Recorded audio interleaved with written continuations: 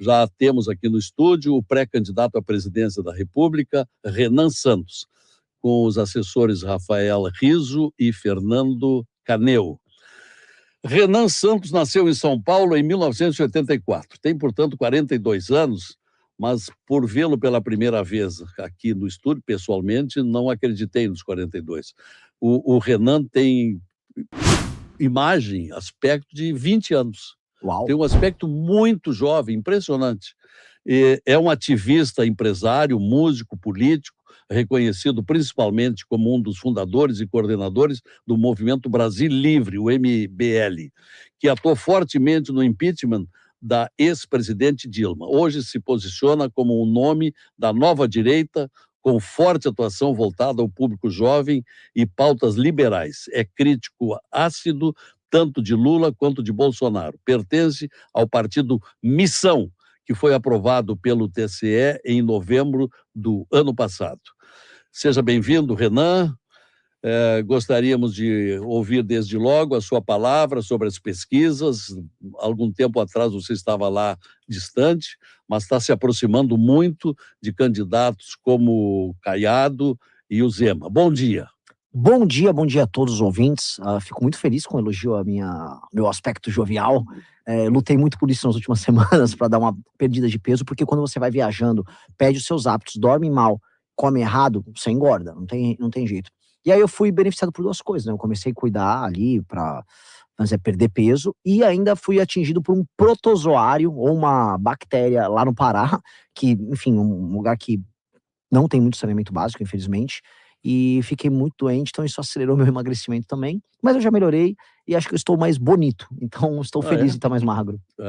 Você é casado? Não sou. Se anuncia que é bonito, você está fazendo um chamariz, né? E é isso, eu preciso melhorar minha votação entre as mulheres, né? Tá certo. Tá muito bom. Suas propostas principais: ser eleito.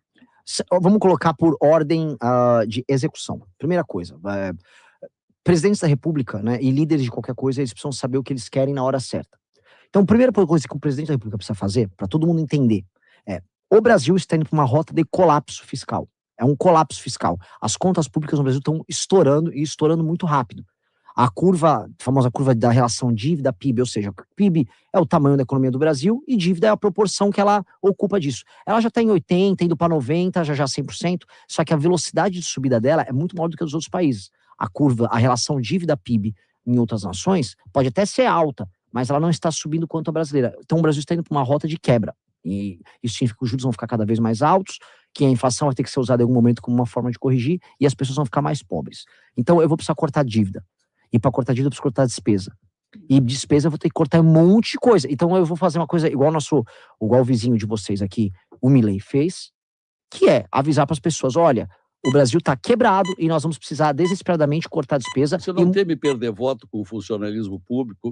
Isso você fala numa necessidade brasileira. Necessidade.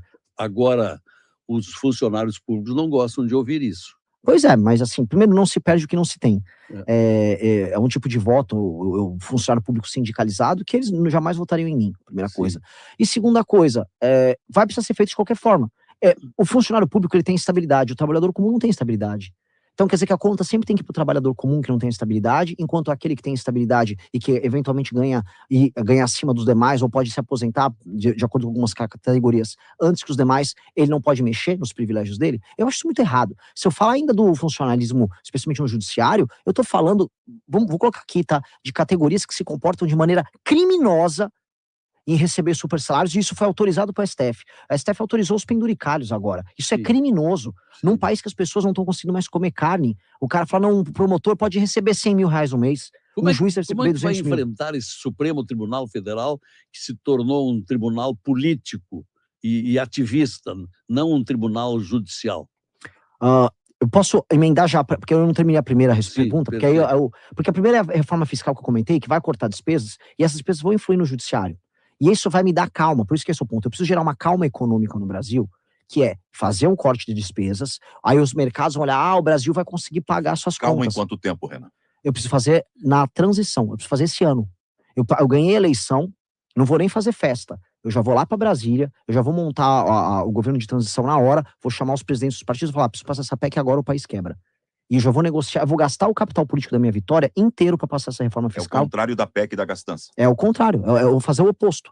Eu tenho que gastar, olha que desgraça, o presidente da República vai ter que participar de uma guerra, eu tenho que ganhar no primeiro, eu tenho que ir pro segundo turno, ou seja, ter um grande desempenho no primeiro turno, tenho que vencer o Lula no segundo turno, aí eu tenho que pegar todo esse esforço, eu vou ter que gastar conversando com uma bandidagem do Centrão do Congresso, para falar, preciso salvar o país dos erros que vocês cometeram agora. A bandidagem do Centrão tá boa. Mas é isso que eu vou ter que fazer, Bom. até porque tem um ponto a dizer. Tem que enfrentar isso. Vou. Mas sabe quem é o maior inimigo nosso? Eu vou botar aqui, porque assim, a gente tem que ser honesto com quem tá nos ouvindo.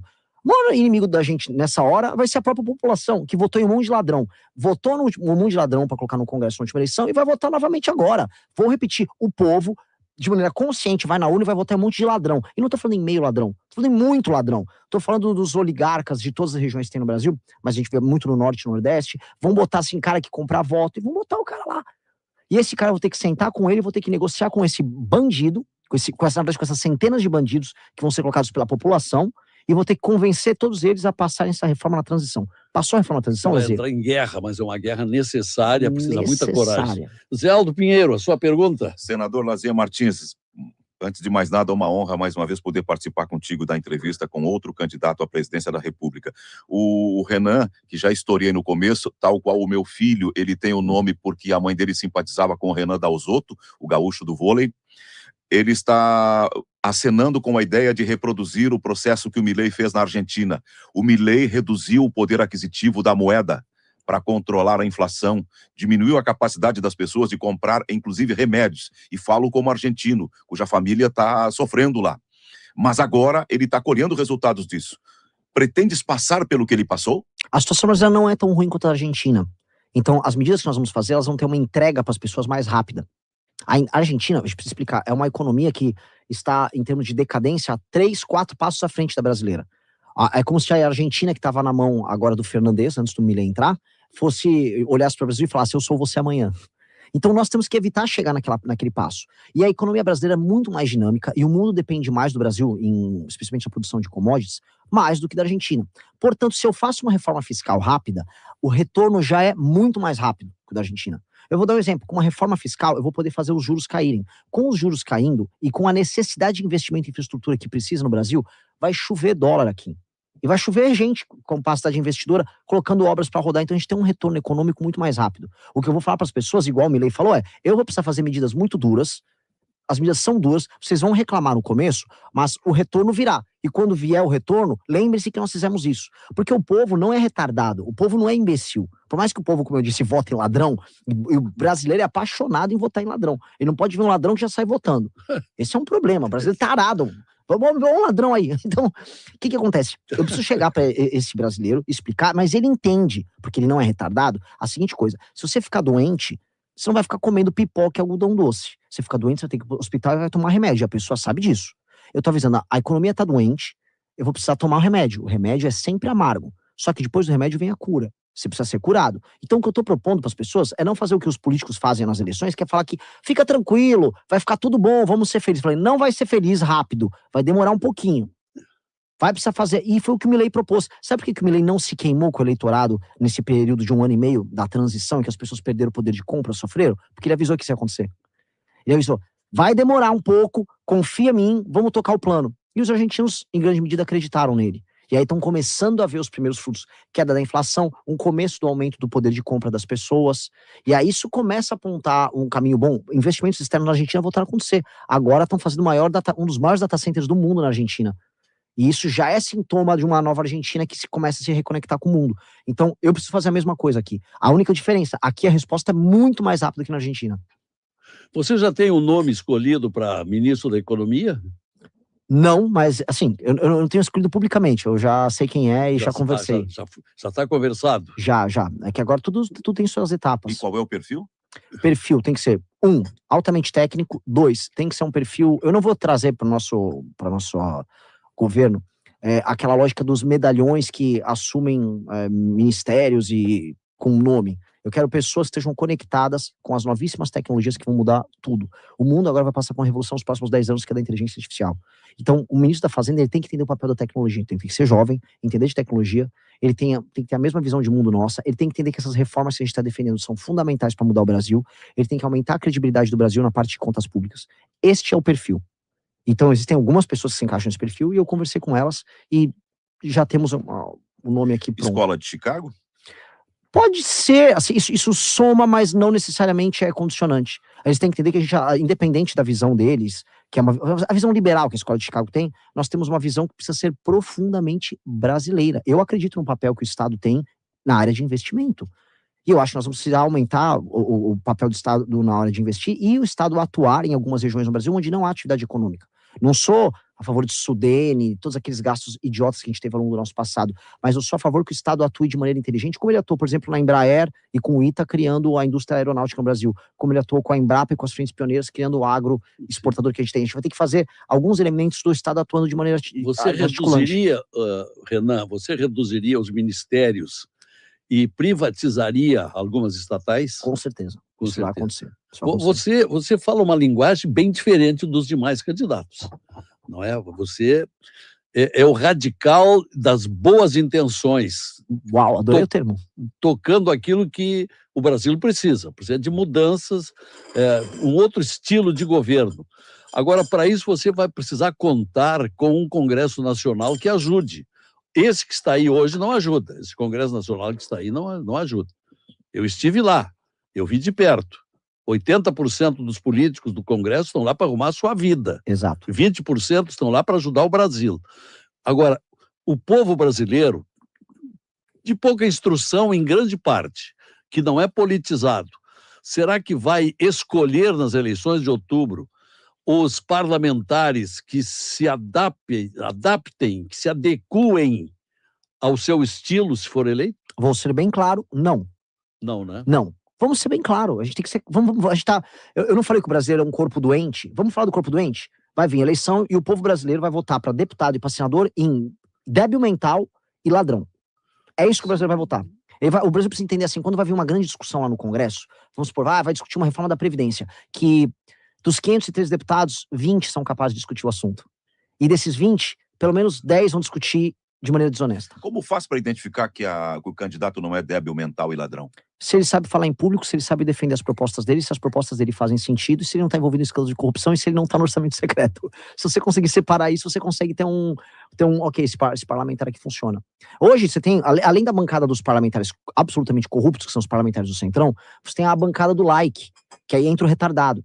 Que são, por exemplo, parlamentares. Vou dar um exemplo. A comissão quer chorar e falar: meu país perdeu todo o sentido. Assista uma sessão na TV Câmara da Comissão de Segurança ou da Comissão de Direitos Humanos.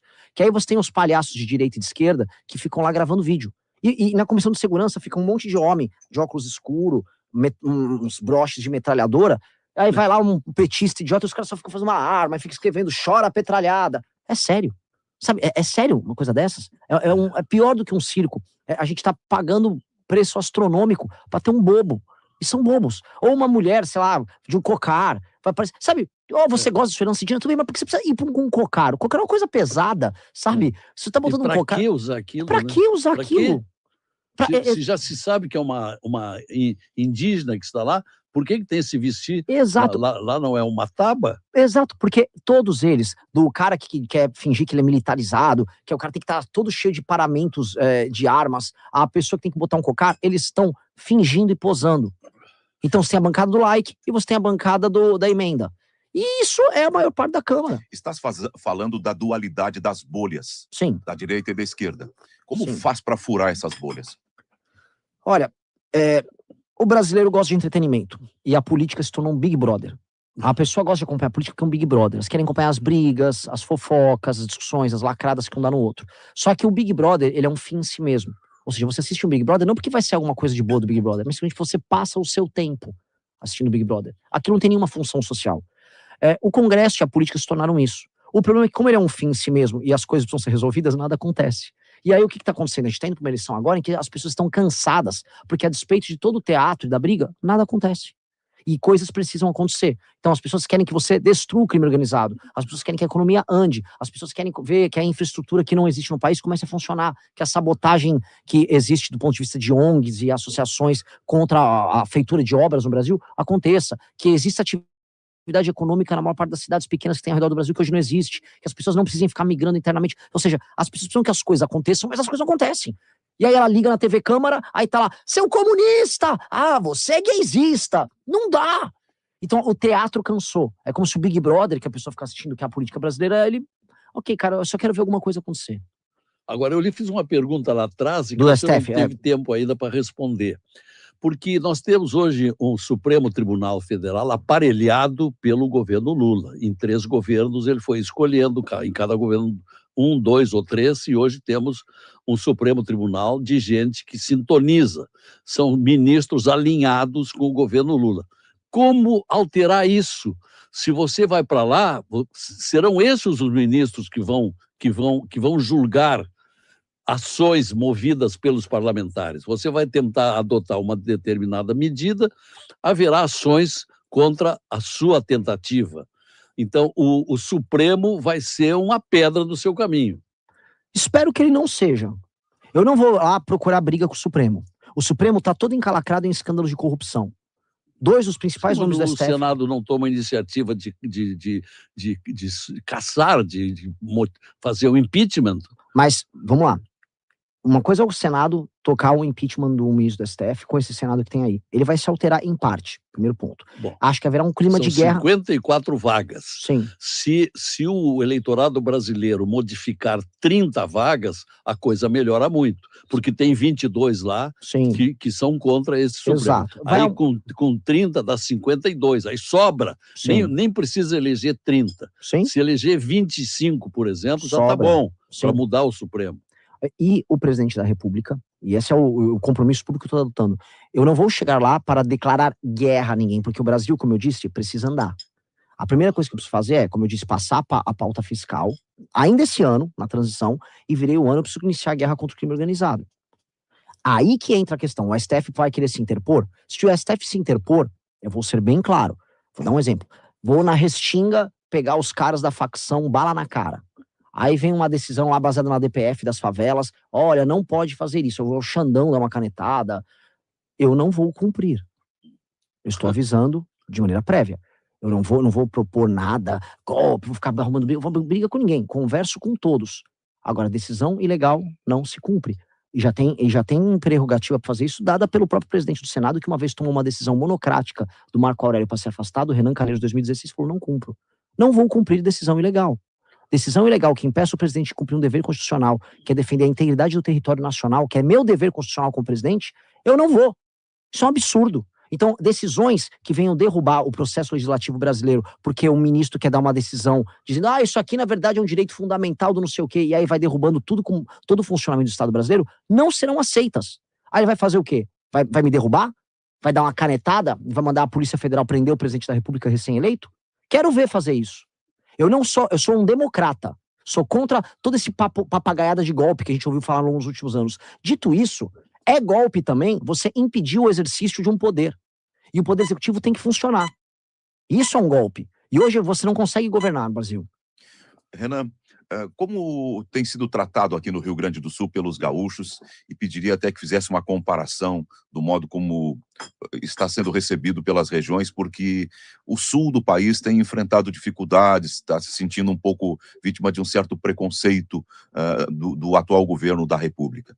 Qual é, nesse teu período de pré-campanha, a percepção que tu estás tendo do trato dos gaúchos para com as tuas ideias e para com a tua pessoa? Vocês são um povo formidável, cara. Vocês são um povo formidável. Onde há crescimento econômico no Brasil, há gaúcho. Eu acho que é muito paradoxal a situação dos gaúchos, porque quando eu vou no Maranhão, a melhor região do Maranhão em termos de desenvolvimento é a região de Balsas, região de gaúcho. Quando eu vou na Bahia, a região que mais cresce é a região oeste, gaúchos. Barreiras e Luiz Eduardo. Não é? Quando eu vou para Tocantins, gaúcho. Mato Grosso, gaúcho. Mato Grosso do Sul, gaúcho. É gauchada toda. Exato. Quando eu vou para o oeste do Paraná, gaúcho. Vocês são um povo formidável, um povo trabalhador, um povo com uma energia expansionista. Rondônia, vamos falar Rondônia? Mesma coisa. Porém. Gaúcho. Agora, se eu olho no próprio estado, os gaúchos não conseguem crescer no próprio estado. Não tem um paradoxo? Eles são o motor do desenvolvimento de outros estados, e aí, ao mesmo tempo, o próprio estado não funciona. Porque o povo gaúcho tomou decisões muito ruins nas últimas décadas todas, muito parecidas com o povo da Argentina. de ficar preso em guerras internas, né? Você tem uma versão do peronismo aqui, e vocês têm conflitos internos desde a época dos chimangos e maragatos, essa coisa vem de muito tempo. Então vocês têm aqui, vocês já têm os problemas de vocês, que fazem com que... Temos perdido muitos talentos, gente boa que sai daqui e vai para outros estados. Exato. Grande parte aqui para o lado, Santa Catarina, que é o estado Exatamente. que mais cresce, que mais cresce economicamente no país. Exato. E aí vocês ficaram para trás do Paraná e Santa Catarina. Vocês eram o maior e mais importante estado do Sul. Fomos a quarta economia do Brasil. Exato. Hoje a quarta é o Paraná. Então, o que acontece com o Rio Grande do Sul, né? Esse modelo, essa decadência que aconteceu aqui, é muito resultado das decisões políticas de um estado absolutamente inchado, inimigo do empreendedor, hiperfiscalizações, muito similar ao que aconteceu na Argentina. Vocês têm um paralelo entre Rio Grande do Sul e Argentina gigantesco. Éramos a terceira economia do mundo, falando como argentino. Exato. E aí a sabotagem... É que esse rapaz aqui, ele nasceu na Argentina. Então, sabe esse drama? A gente consegue fazer muitos paralelos entre... Até porque, assim, ó, aqui tinha essa energia que você tem no Paraguai, na Argentina, que é essa coisa de blancos e colorados, essa energia dual, sempre duas forças inimigas brigando entre si. Tanto que as cores eram as mesmas, né? O Chimango Maragato, acho que era branco e vermelho também. O Paraguai tem esse branco e vermelho. A energia de sempre duas facções. Um é vermelho e o outro é branco. Né? Paraguai branco e colorado. Os maragatos vermelhos e os chimangos brancos. Tu tá dando uma demonstração de conhecimento. Qual é a tua formação? Eu abandonei a faculdade de Direito da USP. Eu fiz a faculdade de Direito da USP, a gente pode colocar, sem ser muito bairrista, como a melhor faculdade de Direito era, né, do Brasil, a mais tradicional. Então era o vestibular de humanas mais difícil de passar. Eu sempre fui um garoto muito estudioso quando era jovem. Abandonei a faculdade no meio do curso porque eu quis começar a trabalhar. Eu sempre fui muito ansioso, queria trabalhar, ser empresário e ter minhas aventuras. Eu estudo por conta própria, eu amo história.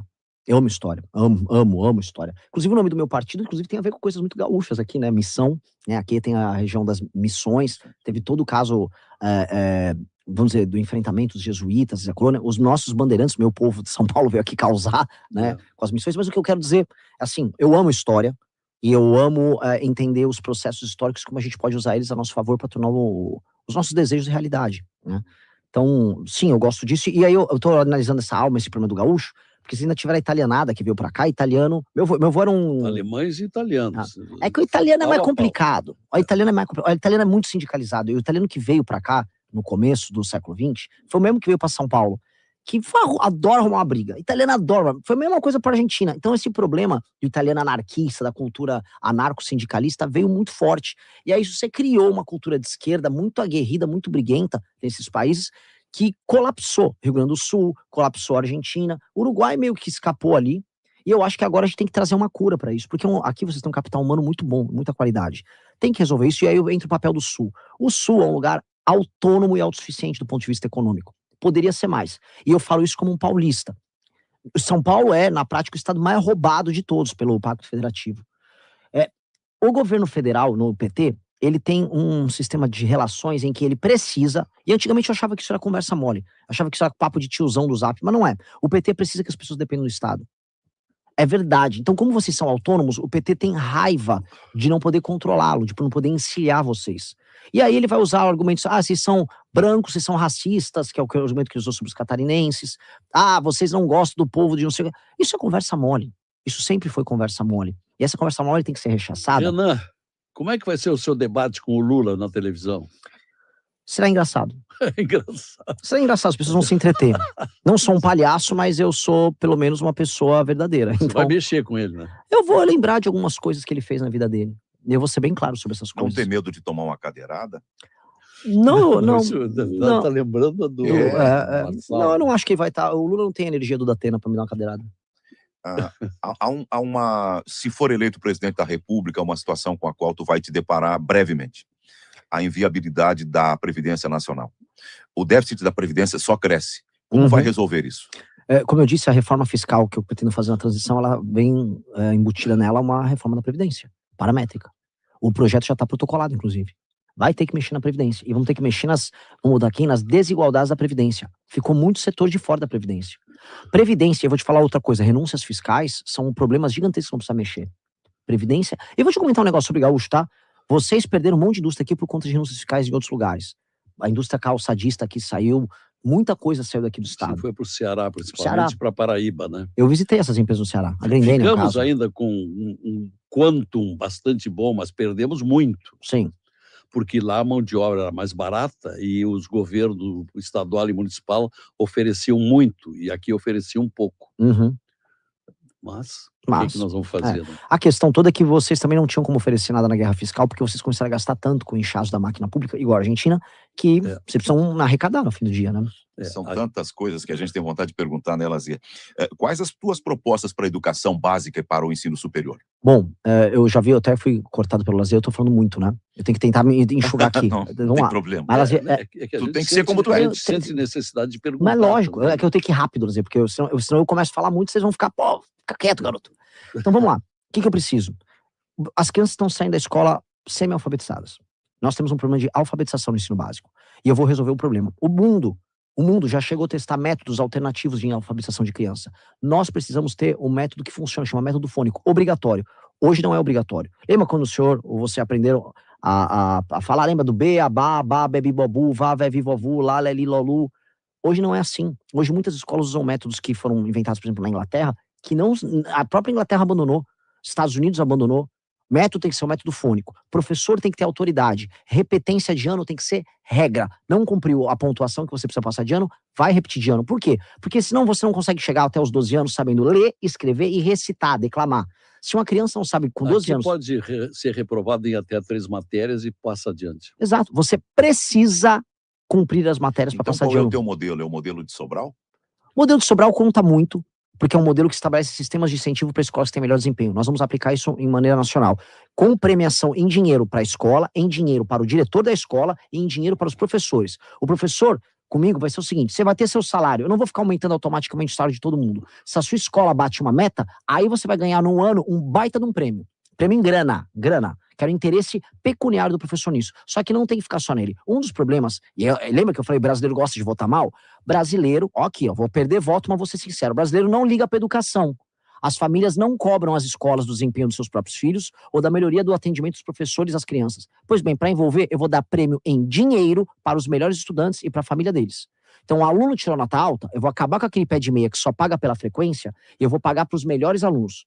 E os alunos especiais de escola pública, vamos botar um exemplo aqui para tratar da questão de cota, aquele menino negro, aquela menina negra, ou branco, não importa, mas eu tô falando que foi bem na escola pública, tá tirando notas bem altas, eu vou pegar ela e vou dar uma bolsa de estudos na melhor escola da região dela, para ela poder concorrer no vestibular sem precisar de cota. Muito bem. E como você vai enfrentar um dos maiores males do Brasil, do tráfico de drogas? Mas essa vai ser a parte gostosa do nosso governo, porque é um governo de repactuação nacional.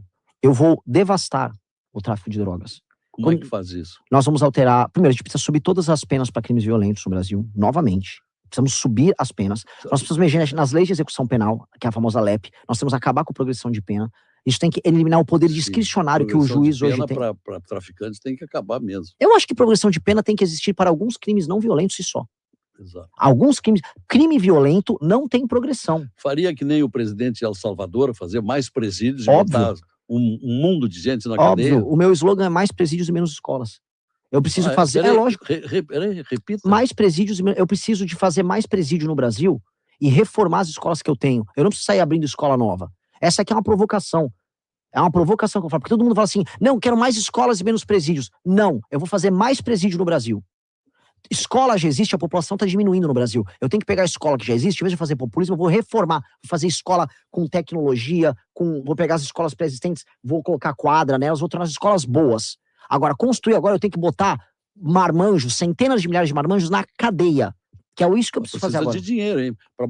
Para sustentar na cadeia. Esse mundo de traficantes e bandidos, isso custa caro. Eles vão ajudar, eles vão trabalhar bastante lá dentro pra gente. Tu tá te apresentando como uma mistura de Bukele com Milei. Exato. Não vai ser fácil.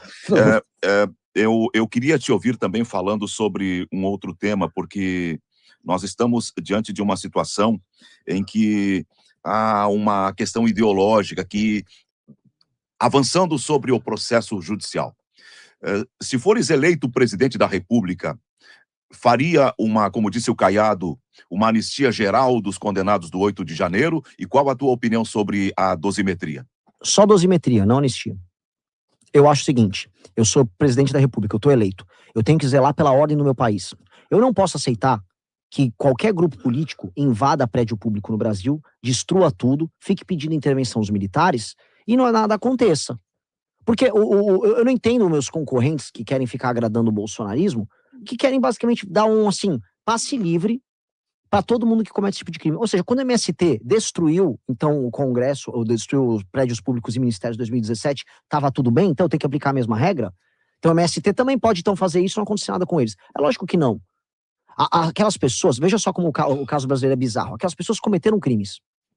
Ao mesmo tempo, elas não tiveram o direito a um julgamento justo, porque elas foram alvo de um julgamento anômalo do senhor Alexandre de Moraes. Bizarro, julgamento político. Por que a dosimetria é necessária? Porque é uma ação política vinda do Congresso, avisando o seguinte: nós vamos sopesar o crime que foi cometido com a ausência de um julgamento justo. E vamos ajustar as penas para ficarem menores. E quem foi alvo... É porque não houve individualização da pena. É isso. Os caras tiveram foi audiências... Foi a mesma pena para pessoas de protagonismos diferentes. Exatamente.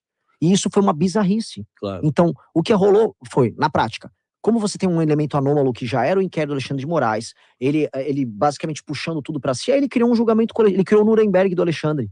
Então ele criou o julgamento dele, você tinha audiências coletivas. Audiência coletiva você vê em guerra. Então você botava numa audiência online, vários réus com advogado, ninguém tinha como individualizar a sua própria relação. Foi bizarro. Então assim, agora, dá uma anistia, aquelas pessoas não... O Congresso Nacional, o STF, não foram destruídos por um sujeito, foram milhares de pessoas que invadiram e aquelas pessoas sabiam o que estavam fazendo. Porque se eu for só anistiar o cometimento de crime, meus amigos, aí uma pessoa que vai te assaltar na rua ou um pichador que eu quero prender, vai falar, poxa, mas eu também quero. Programas sociais, Bolsa Família. Tem que ser reajustado. Quando digo reajustado, não é reajustado no valor, reajustado no modelo. Qual é o modelo do Bolsa Família hoje? Hoje um rapaz de 25 anos consegue Bolsa Família em qualquer lugar do Brasil. Hoje uma moça consegue Bolsa Família sendo uma pessoa saudável. Essas pessoas têm que ter uma opção de trabalho antes. Se elas não tentarem arrumar um emprego e querem ficar no Bolsa Família, o Bolsa Família é cortado. Ela tem que provar que está tentando arrumar um emprego. 2, se ela arruma emprego, ela continua com o Bolsa Família mais tempo para você fazer a transição. Você tem que criar um incentivo a pessoa arrumar um emprego formal. E 3, aí com a sensibilidade de eu ser hoje o único dos pré-candidatos que está rodando o interiorzão do Brasil, especialmente das regiões mais pobres do Brasil. Tem cidades no Brasil que não têm atividade econômica, e se você tirar o Bolsa Família, as pessoas morrem de fome na hora, ou migram para cidades, favelizando as cidades. Essa é a verdade. Tá? Isso é verdade. Então, o que você vai precisar fazer? Frentes de trabalho com o governo federal nesses municípios. Eu vou botar frente de trabalho. Já tem candidata, já tem nome para a vice-presidência?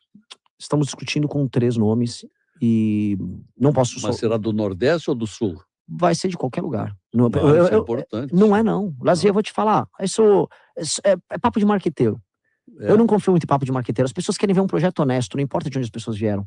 As pessoas querem alguém que olhe para os problemas dela de maneira igual. O crime organizado, como você citou, do tráfico de drogas, ele está matando gente no Ceará e no Rio Grande do Sul. Então, se as pessoas verem que eu trago alguém para cuidar desse tema, não importa se é um gaúcho, se é um paraibano, se é um paulista, as pessoas querem uma solução pro caso. Olha, senhor Renan Santos, você é nascido em São Paulo, né? São Paulo, na Moca, bairro dos italianos. E quais são, não teve cargo público já? Não. Essa pergunta vai ser bombardeada. Hein? Pode bombardear. Eu posso mostrar que a Dilma teve, que o Jânio teve, que o Collor teve, e todos tomaram impeachment. Vai ter que fazer um ministério de alta classe. Né? É isso que eu vou fazer, o melhor da história. Muito bem. Então, senhor Renan, vai ficar mais tempo pelo Sul? Vou rodar aqui o nosso grande Rio Grande do Sul, pilchado, vou andar com trajes, tá? Ontem eu fiz tava trajado, já estou com o meu lenço. Já tá com o lenço de gaúcho. Sim, né? mas alguns eventos eu vou botar bombacha. E amarelo, para não ser nem pica-pau, nem... E aí a cor do meu partido. Isso aqui é a cor do meu partido também. Ah, é? E aqui eu tô com das tramas tradicionais, que é a cobra. Quais são as cidades que vai fazer? A gente vai fazer Caxias, a gente vai fazer Santa Cruz, né?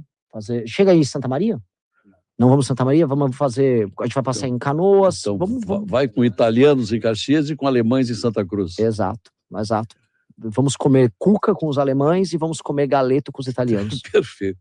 Muito bem, senhor Renan Santos. Obrigado pela presença aqui, pela visita e boa sorte aí nessa campanha duríssima. Será duríssima, mas quando eu encontro pessoas que eu admiro e tenho entrevistas boas com vocês, vai muito valer a pena. Estou muito honrado e adorei conversar com vocês. Tá bom.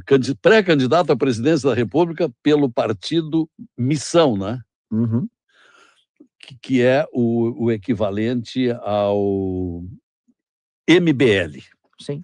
Tá bom, obrigado pela presença, boa sorte aí no trabalho. Obrigado, foi uma honra. Zé Aldo, obrigado pela participação, sempre Fiquei com valiosa. uma impressão ótima de um candidato cheio de vida, cheio de ideias, cheio de sonhos. O Brasil precisa um pouco disso também, Lazier. É. Alguém que tenha a coragem que ele tem para dizer algumas E verdades. tem mocidade e tem saúde, né? Tá bem de saúde, graças a Deus. Ou tinha, né? Eu quase morri semana passada, mas tô bem, agora tô bem, melhorei. Ninguém volta de uma viagem no Pará, no interior, sem sequelas, né? Então, só imagino. Voltei complicado, mas melhorei. Tem que cuidar do que come, né? Tem. Se você gostou do vídeo, deixe o seu like e compartilhe o canal. E nunca se esqueça, o contexto sempre importa.